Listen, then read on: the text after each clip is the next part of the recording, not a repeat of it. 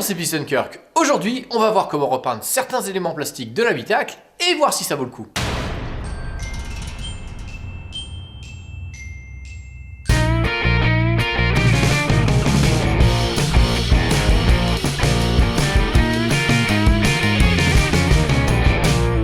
Aujourd'hui, de plus en plus de constructeurs peignent des éléments de l'habitacle couleur carrosserie parce que c'est considéré comme classe et luxueux. C'est plutôt ironique quand on sait qu'à l'époque de la 986, c'était exactement l'inverse. Les seules voitures à avoir des éléments de l'habitacle couleur carrosserie étaient les utilitaires et les voitures bas de gamme comme par exemple la Twingo qui pour des raisons de coût avait un habillage de portière minimaliste qui laissait apparent une bonne partie du métal de l'intérieur de la portière. Comme de nos jours, même les Dacia ont un habillage intégral qui recouvre toutes les pièces de tôle, il est devenu élégant et raffiné de peindre certains plastiques de l'habitacle pour faire des rappels de la carrosserie. Sur la Vauxhall 986, la tendance n'est pas récente. Cela s'explique en partie par le fait que les plastiques utilisés sur les premières générations n'étaient pas vraiment à la hauteur du standing de la voiture. Ça s'est un peu arrangé avec la phase 2 par l'usage de plastique au toucher plus soft. Malheureusement, avec le temps et la chaleur, il a tendance à s'écailler. Du coup, il peut s'avérer financièrement plus intéressant de les repeindre plutôt que de racheter des pièces neuves. Certains vont jusqu'à peindre l'intégralité de la grosse pièce centrale située entre les deux sièges. Et c'est une démarche qui a du sens car c'était justement une des options proposées par Porsche sur ce modèle. Mais personnellement, je vais opter pour une solution plus discrète en me limitant au decage des poignées et à l'encadrement de la console centrale. J'aurais aussi pu repeindre les accoudoirs, mais comme cette partie est en contact avec la peau, c'était plus confortable et moins salissant de la recouvrir de cuir. Et c'est justement ce que j'ai fait dans un précédent tutoriel dont le lien se trouve dans le descriptif. Avant de pouvoir peindre, il va falloir démonter les éléments qui nous intéressent. Pour les caches des poignets, c'est très simple.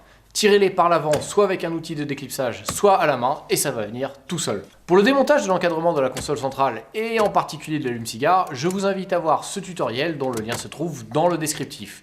En revanche, pour les interrupteurs, c'est très simple, il vous suffit de pousser fermement par l'avant avec deux doigts. Pour que la peinture tienne, il va falloir légèrement poncer les plastiques. C'est très facile sur les phases 1 car elles ont un plastique dur.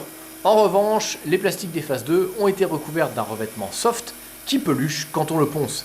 Il va falloir donc intégralement enlever ce revêtement pour que la peinture adhère bien. Une fois poncé, il faut nettoyer la surface avec un chiffon ou la soufflette.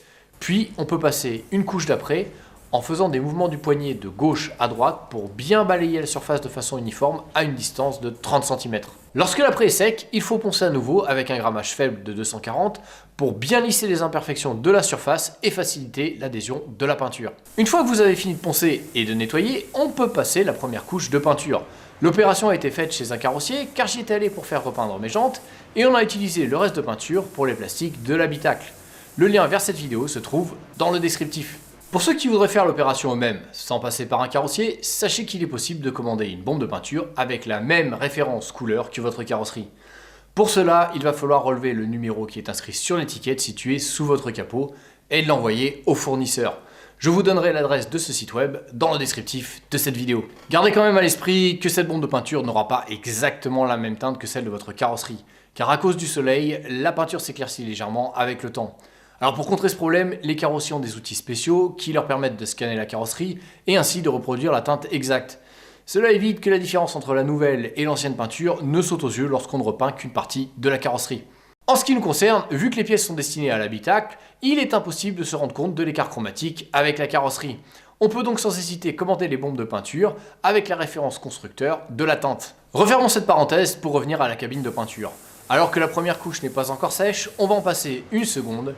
Puis on va laisser sécher à 30 degrés jusqu'à ce que la peinture devienne mate, ce qui voudra dire qu'elle est sèche. Pour passer du mat au brillant, on va passer une première couche de vernis et, une fois qu'elle sera sèche, on va passer une seconde et dernière couche. Avant de manipuler les pièces, on va encore les laisser sécher 24 à 48 heures pour être sûr que le vernis et la peinture soient stables et durs.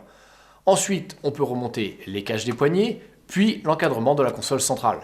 Maintenant, il ne nous reste plus qu'à admirer le résultat final. Voici un petit comparatif avant-après pour que vous puissiez vous faire une idée du changement.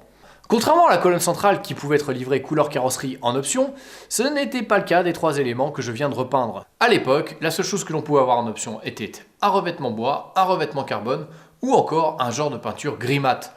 En revanche, à part sur l'édition spéciale anniversaire 550 Spider, la couleur carrosserie n'était pas au catalogue. Du coup, j'avais un peu peur de sombrer dans l'effet tuning. Mais au final, le résultat me plaît beaucoup, même si maintenant il va falloir faire attention aux traces de doigts qui sont très visibles sur le vernis. Reste à savoir si l'effet sera le même, quelle que soit la peinture de la carrosserie ou la couleur de l'habitacle. Pour être honnête, je ne suis pas sûr que j'aurais fait cette modification si j'avais eu un intérieur beige, gris, vert ou encore rouge. Car la combinaison entre le noir des plastiques et la teinte colorée du cuir ou du vinyle fonctionne très bien, lui apportant un certain charme. En comparaison, mon intérieur entièrement noir mat paraissait un peu monotone, voire carrément fade. Lui ajouter 3 petites touches de noir brillant ont rehaussé l'intérieur, lui donnant même une pointe d'élégance. En conclusion, si cette modification vous a plu et que vous voulez faire la même sur votre Boxster, je vous recommande vivement d'acheter d'occasion les pièces que vous voulez repeindre, car ça vaut pas très cher à l'achat et ça vous permettra de remettre votre voiture dans sa configuration d'origine, au cas où le résultat vous lasse à la longue ou que vous vouliez revendre votre voiture à un puriste. Après, c'est à vous de voir. Allez, à la prochaine!